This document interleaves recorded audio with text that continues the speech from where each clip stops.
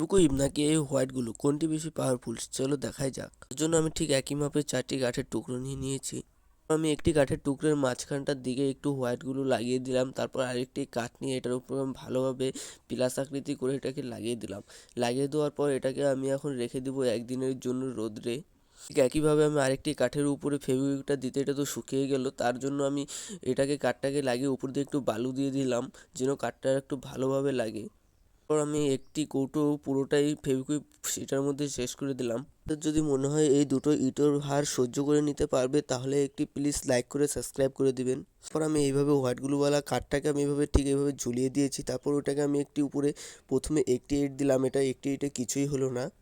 তারপর আমি এটাকে উপরে আরেকটা ইট দিতে, এটা তো দড়িটা ছিঁড়ে গেল কিন্তু এই কাঠটার কিছুই হলো না। ঠিক একইভাবে আমি এখন ফেভিকুইকওয়ালা কাঠটাকে ভালোভাবে ঝুলিয়ে দিলাম। তারপর এটার উপরে আমি পরপর একটি ইট ঝুলিয়ে দিলাম।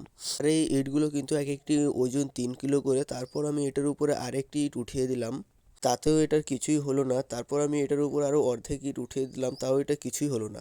আজকের উইনার হোয়াইট গ্লু ফেভিকুইক দুটোই।